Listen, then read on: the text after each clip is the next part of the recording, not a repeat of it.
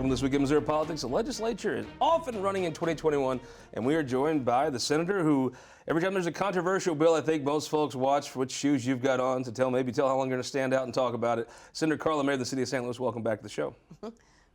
Thank you. I appreciate that. Thanks for having me. So, it's still, some events are such a big deal. They transfer week to week. The riot that broke out in Washington when they were counting the Electoral College votes, it's still reverberating forward into the politics this week, both federal, state, local even. I saw a bunch more cops at the Capitol in Jefferson City this week. I think there'll be even more. Saw folks sleeping in the lobby of the United States Capitol. It's an interesting thing. I have seen people protest, mostly liberal people, if I had to guess. They say things that make me think they were Democrats that protest police issues. Sometimes those protests get violent. Sometimes things are broken and destroyed. And Republicans sit back and say, well, now what's going on there? And I've seen people that have to defend those protests or choose to defend them say, well, it was a peaceful protest or just a few bad actors. And I'll be dadgum. Republicans roll their eyes and say, whatever happened at the Capitol. I heard Republicans say it's just a few bad actors. It was mostly peaceful. That didn't look peaceful to me. Well, when you're protesting because of the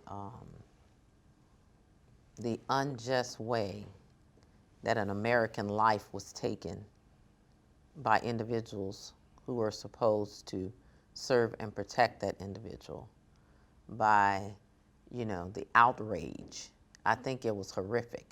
I think they started protesting all over the world when that police officer put his knee on Eric Garner's neck. So this protest, the assault on our most sacred capital, the center of democracy for America, based on a untruth or a unsubstantiated fact that the election was somehow stolen. That fact went to our courts, our justice system. That fact was disputed. It wasn't substantiated by the court. It went to the Supreme Court. So now we have this system of government we've set up in America. And if you're to say that the election was stolen back in November of 2020, then who stole the election in 2016? See, to fabricate this untrust in the system because you don't get your way or you didn't win is absurd. And I think that true people, true Americans, true American patriots will understand that this was terrorism.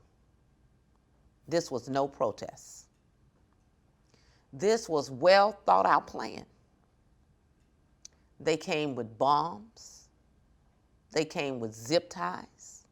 They found bombs at the Capitol. I mean, just the cry for help unanswered when the Capitol policeman called and said, I need help. They were concerned about the image of helping. Putting those officers in the position that they were put in.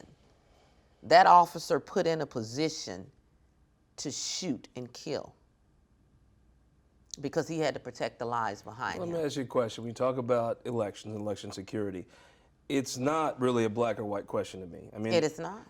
You're a leading politician on the Democrat Party in this state. I'm just a simple Butler County hillbilly. I don't think Donald Trump won the election. However, Missouri, like most states, because of COVID, allowed people more options of ways to vote. And when you do those things for the first time, you're going to have problems. Much more likely to have a problem with them or things you'd correct than before. I don't see a harm in looking at different states. Now, I don't want anybody from Pennsylvania or Georgia or Arizona telling any Missourian how they should vote. I don't really think we should tell them how they should vote. I'm sure they don't care anyway. But I think there's nothing wrong with saying, hey, Missouri's change in the election, was that good? Was there a problem with it? Was there anything off? That's a different question than did somebody steal an election. That I think honest people, I think even a lot of the people that, politicians in Missouri, that are saying the election was stolen, they don't believe that. That's just pandering. It is. Well, you had people, we've had mail-in ballot process all the time. This is not something that's new. We've always had mail-in absentee ballots.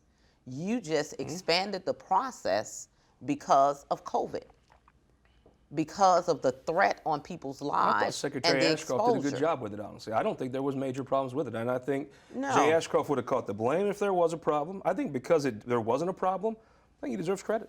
Yeah, and the fact that the election boards are responsible for making sure that the vote is protected and the credibility of the ballots that come in, that was their responsibility. And I think that these states did a phenomenal job. They actually recounted when requested to recount. They actually, whatever they found wrong, they did not find a substantial fraud that went on with this election. And to continue after the facts have been presented, to continue after the court has said no, is absurd. That's just like we're sitting here and we're looking at a blue sky and you say the sky is red. This is the thing that has to stop. The preposterous assumption of facts that are not there or evidence that is not there is really, or lies that are being repeated when you know there's no truth in those lies. That is insanity to me. And I'm hoping it's insanity to a lot of other people. You are one of maybe the top 2 or 3 most high-profile Democrats in the Capitol. Wednesday, if you're in the Capitol, will you feel safe? When I'm in the Capitol, I feel safe. When I'm standing on that floor, I feel safe. I have not experienced not feeling safe in the Capitol. Real quickly, Representative Wiley Price, someone you know well, some name very prominent in St. Louis, received the House censure this week. I know you had to keep some eye on that. How did that strike you? Well, I think, when you're looking at things like this, I think he was a scapegoat. And I think that the hypocrisy was amazing to me.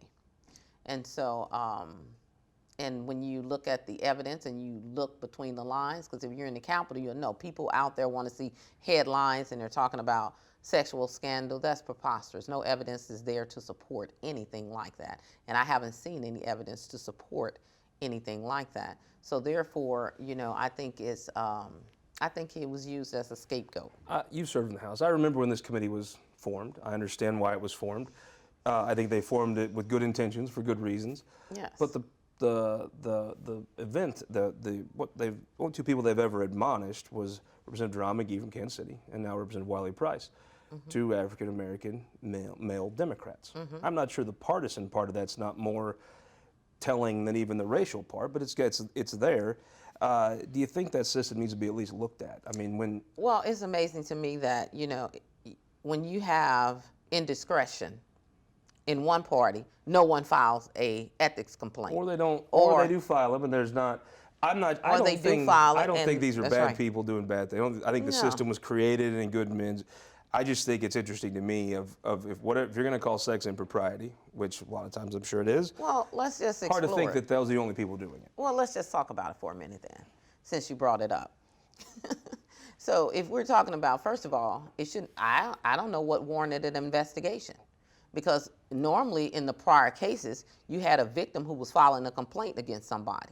In this case, we have to say, where's your victim? Now, if you want to do historical, people say, well, you don't want to play the race. I don't really think it was race. I think it was more politically advantageous for the other party, like I said, in the scapegoat sense, because of the pressure they're getting for one of their own members who was elected back in November. They even changed the rules to say what happened to carry over. They carried this investigation for more than a year. And if you didn't find any evidence of sexual impropriety, why is the investigation continuing? And if you said, they said, he perjured himself. Well, prove perjury. I didn't see any proof of perjury in what I read. You get me? So if you saying that, first of all, if you send an investigator to talk to me, and I don't know that I've had charges filed against me, and I wasn't under oath when I talked to the investigator, or, and then you use that report to say, well, when I was under oath and I'm talking to the committee, you're saying, well, that's perjury because it's two different stories. What this may have brought to light is in the weeds. There's some things that might need to be looked at, and I'm sure that conversation is going to continue on. And I hope you'll come back as we. Let me just put it on the record. I think that the committee was set up for a specific purpose, and it's needed. Don't get me wrong, it's needed. Yeah.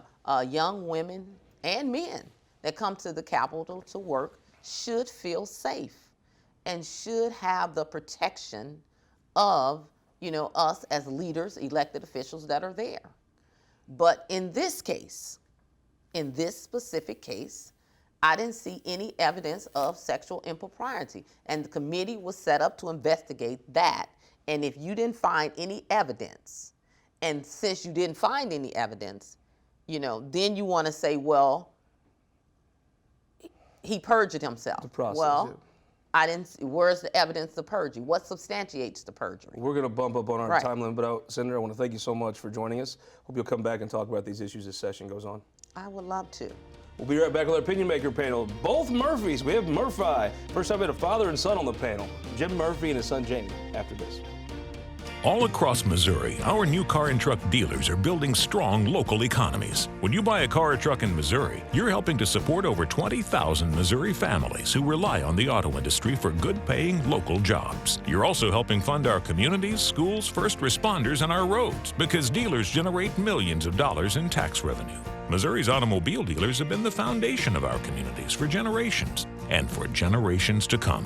The Missouri Automobile Dealers Association, the heart of Missouri. For more than a century, the St. Louis Carpenters Union has shaped our communities. Through trusted alliances, we deliver skilled professional craftspeople while our business partners provide the kind of quality jobs that keep our economy humming. It's a blueprint that has worked since 1882. Turning Missouri into a right-to-work state stalls progress, wipes out jobs, and kills momentum. Right to work is wrong for everyone. Let's keep Missouri moving forward. Visit carpdc.org to learn more. Your energy needs are changing. That's why at Ameren Missouri, we're not waiting on the future. We're building it with the Smart Energy Plan, advancing thousands of projects across the state, helping reduce emissions through cleaner energy sources, boost reliability with self-healing equipment, and better withstand storms with new composite poles. Moving Missouri forward and bringing us all a little closer together. That's energy at work. Ameren, Missouri. Welcome back to Week in Missouri Politics. Big day for us. First father-son tandem. Jim Murphy, the most credible man in Missouri Republican politics. Welcome back to the show. Thank you for having me. And all the way across the table, his son, Jamey Murphy from South County, St. Louis. Welcome to the show. Thank you. Kurt Witzel, welcome back, sir. South Thank you, County Scott. yourself, right? Yes, sir. And we have a West County and you're not a new representative anymore. You're a veteran representative. No, I'm Trish Gunby. seasoned. Baldwin, Manchester, that the area? Valley Park. Valley Park? Mm-hmm. Thank you very much for coming back. Thank you. Representative Murphy, let's start off talking this week about how tomorrow, normally at 4 o'clock, that loud bell would ring and you'd be in session. It's not going to happen next weekend. Not going to happen. There was an outbreak of COVID. Unfortunately, a number of our colleagues came down with it. It was going to be a short week anyway. Monday was a Martin Luther King Day. Mm-hmm. Wednesday was a planned technical session because of the inauguration in D.C. So we were really going to have a day and a half. It only made sense. Let's stay home. Let everybody see if they've caught it. Make sure everybody's safe and well, and then let's go on. So it was a good decision. Jamey Murphy, you are in the Senate. It appears as though, as of right now, you'll be back in session this week. But I can kind of see how the House, a lot more people, a lot tighter spaces, probably makes some sense. Yeah, I mean, the Senate obviously has 34 members as opposed to the 163 of the House. So there's a lot fewer individuals. We've also had no member come down positive this week. We have one that I can think of that is taking a precautionary self-quarantine, but we have no cases that have been alerted yet to us about the Senate. Whistle, I think of this kind of like SEC football. You were going to have, luckily for Missouri in this situation, it's a long session, 4.5 months. Missing 1 week that's already 1 day short with the holiday maybe isn't the hardest thing to deal with, but it's sort of, the SEC had to move some games around, cancel some weeks, but they got a good season in. I think that may be what the House is going to have to do. Yeah, and just like the SEC, I think a shorter House session will be not as productive as a longer season or a session. So the public's safe. Yes, I'm hoping, last year we went through this, the last session, where we lost a lot of time, and I'm hoping that there's some way that the House and maybe the Senate, if something comes down with them, that they can move forward, even if it's via Zoom or electronically or whatever, because I think it's a long process to go through the bills and through the hearings and whatnot, and the more you can do on the upfront, once you get to Jeff City, then you can vote and get it going. Representative, on your side of the aisle, I mean, some of the things that have happened are some things I've heard folks on your side of the aisle say might happen. You're absolutely right. I think we didn't hope for a shortened session, but we're already in the midst of that, and we're 2 weeks out of New Year's, so not a surprise probably that maybe behavior that people came in contact with at that time, it's unfolding right now, and then you throw in bringing us all back together, and it's unfortunate, but I think it's the right thing to do next week. You do. Representative, think you'll be back a week after this? I absolutely do. I think leadership is really determined to get this session in. We've got a lot to handle. We've got all of the COVID problems that we faced that we need to correct. We've got education reform and a lot of other things that we need to do. So we're going to do it if there's any way possible. Jamey Murphy, Robert Odell, someone you know well, has been tasked as leading the state response. I mean, a lot of it's obviously going to be a federal government thing, but so far, I kind of like when you see some maybe more liberal folks point out, the numbers of cases, and you see now the administration is pointing out how many people have been vaccinated each day. Yeah, I mean, I think the vaccination rollout by the governor's office has been targeted to the groups of people that really need to get it. My wife's a neonatal intensive care nurse. She's already received the vaccine. All of her colleagues are as well, but I think we're moving on to tier 2. Which will be people like my dad, who's going to turn 70 this week. Happy birthday, Representative Murphy. But I think the rollout by the governor's office has been really targeted where it needs to be. So we just learned that Jamey's wife's more important than all of us. Mine here, Representative, this is something I heard you talk a lot about. And the rollout, I think probably it had to be kind of federally mandated how they were going to do it. But in Missouri, I think I saw 3% of the population of Missouri has been vaccinated. Mm-hmm. Hopefully that number just ramps up and grows, and maybe this is not a problem come May. I hope so. I hope people elect to get the vaccine. I think that's we need to get messaging out there that it's safe. And so messaging that how to get it, how to register. I know the county and the city have started online portals mm-hmm. where you can register. So I think a lot of it is communication and messaging. That's critical right now. So let me ask you a question. As looking back, St. Louis County, your constituents, mm-hmm. I bet your district is one of the very few swing districts in all of the state of Missouri. You flipped it from a Republican to a Democrat district. If I had to guess, in your district, you have some folks that are very concerned about COVID, follow all of the guidelines closely as you do. And you have some folks that are ticked off this even is going on and they want their restaurants open now. What have you thought of the county's response to the COVID? I have been in support of that. I mean, I have healthcare workers in my family. My husband's a physician. My daughter's a nurse, has been on the COVID floor.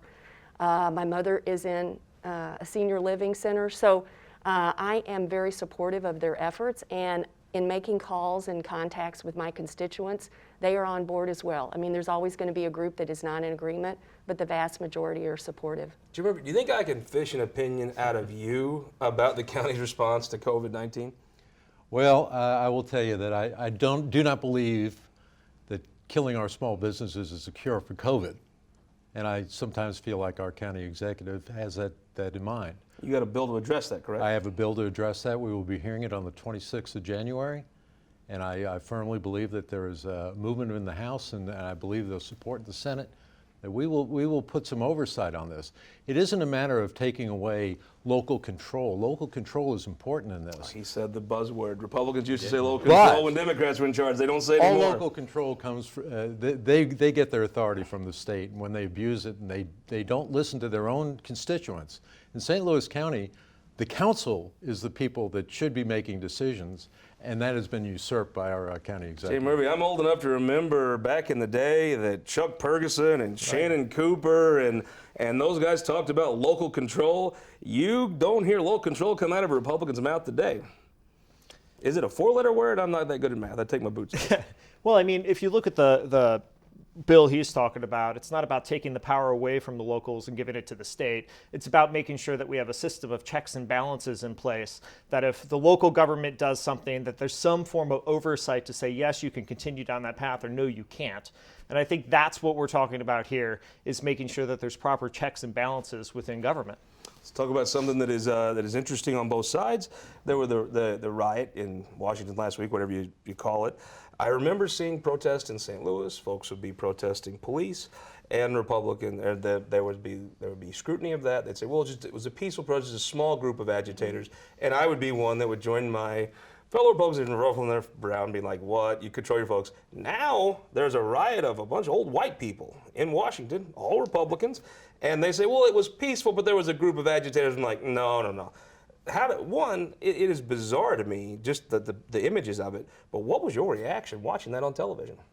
Well, I was deeply saddened and disturbed, as I imagine most people were. I think it was, I never thought we would see the day when that would happen. And I appreciate those who tried to keep it at bay, but the damage has been done. I'm hoping that we can work to unify the country, and I think that it was stoked over years of a narrative that is untrue. Kurt Witzel, I'll ask you the question I've asked other people. How did people get off work to protest? Good Lord. That's a great question. And you said old white people, so it's, a lot of those people retired, a lot of those people took vacation. I mean, I know, I've heard of people that have ever heard of Destin? No.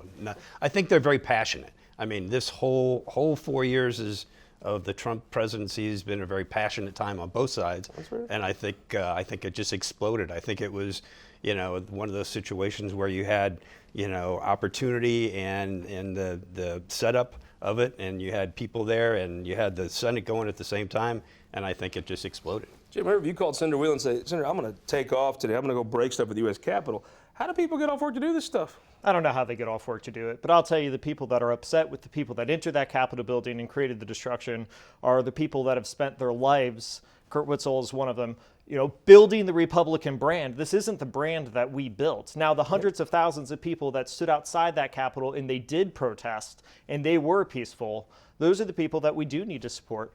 And, the Clinton administration says there was Russian collusion. The federal government spent $35 million investigating that. Josh Hawley asked for 2 hours of debate on the floor. Democrats are asking for his resignation. You've said on this before, we need more cops. That'll take care of that. Need more cops at the Capitol? Well, I think we need better control of what's going on. I think that what happened at the Capitol, first of all, was appalling. Yeah. And there is no Democrat or Republican opinion on this. We think it's appalling. We think it was an insurrection. Those people that went into the Capitol deserve to be punished to the fullest extent of the law. Now, the broad brush, the Democrats can't be any less guilty of that than the Republicans were, as you said. But nobody in that Capitol burnt anything. None of the statues were overturned. None of the art was destroyed. They walked between the velvet ropes when they went in. Yeah, there were some bad actors there, but I want to ask you a question. You, the best quotes I've ever seen. Did Joe Biden win that election? Absolutely. That's why you're the best. Let me ask you two a question, and Jamey as well. If you were going to be there Wednesday, would you feel safe in the Missouri Capitol? Yes. Representative, would you feel safe Wednesday in the Missouri Capitol? I would have to, on that day, I would have to decide. I live by the Capitol, and I walked through the Trump protesters that week. And those were peaceful, right? They were. Yeah. However, I don't know what Wednesday would bring, so I would not make that decision until that day. You feel safe working there Wednesday? Absolutely. You'll be there? Yep. Would you feel safe if you came that day? Absolutely. I think I would too. I think that's a testament to the Capitol Police and leadership there. Let's talk about, there was probably the big news, not a lot happens early in session. Wiley Price was censured without a lot of time left. What happened? Well, Representative Price was censured by a nonpartisan group because everybody in the House, less 3, voted to censure him. This was not about sex. This was not about lying. It was about character. Wiley Price failed the test of character over and over. He made a mistake by whatever he did with an intern. He made a mistake when his first instinct, when he was asked about it, was to lie. He made a mistake when he went before the Ethics Committee and lied again. And then when he came before the House, he said, well, I panicked. Well, you know, he's a representative in the state of Missouri. Your panic cannot overtake. I think Democrats are fortunate you didn't make the case on the House floor. It came down to censure and expulsion, and while there's a 2/3 majority to get that, there was sort of a test amendment. It really it was an odd process. This committee recommended a censure, then they came back, and some of those, even the members of the committee, wanted an expulsion. Do you think the right thing happened this week? I do. I deferred to the committee. They had 11, 12 months to study the case and do interviews. We had 4 hours. We didn't have access to all the evidence. And so when you have, as Representative Murphy said, a bipartisan committee, all voting 10-0, I deferred to the committee. Let's talk about something happier. Jamey Murphy, who won the week? I'm going to say President Pro Tem Schatz. He picked up steel again, which says that he has a talent for picking up talented individuals in that office. Who won the week? Mike Parson, Governor, great inauguration. Steel Shippey and James Harris assisted. What a transfer. I mean, the Republicans were 15 minutes ahead of schedule. The speech was good. It seemed to be their back to their old self. And Senator Schatz gave us a 15-minute break, which was really nice. And had a great hat. Who won the week? For me, all the folks working behind the scenes, both in healthcare and protecting us, that we don't know about. Who won the week? Missouri House of Representatives, we stood up for integrity. I am going to say Congresswoman Ann Wagner. How would you have liked to have been on the end of that phone call from Senator Danforth this week? Had to be, I think if it were me, I'd have smiled pretty big afterwards. And we hope you'll smile pretty big next week when you join us here on This Week in Missouri Politics.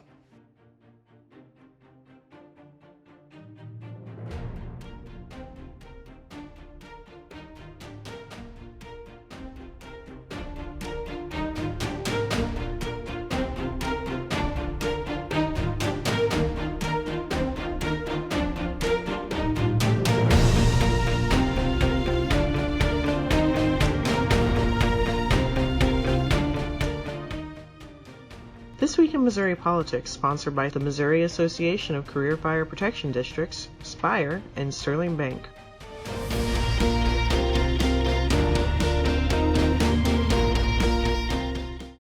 Guys, thank you so much for watching the show. I want to tell you about a new thing we're offering. It's the Missouri Times Podcast Network. You'll get this show every week. If you want to listen to it in your car, you don't have time to watch it. You'll get our Show in Missouri podcast, History of Missouri, one county at a time. You'll also get our midweek update. Once a week, I throw up the Facebook Live. We talk politics, usually eat a lunch and discuss politics. You'll get to hear all those things come right to your phone. Subscribe to us on iTunes or Android. Missouri Times Podcast Network. Please join us and subscribe.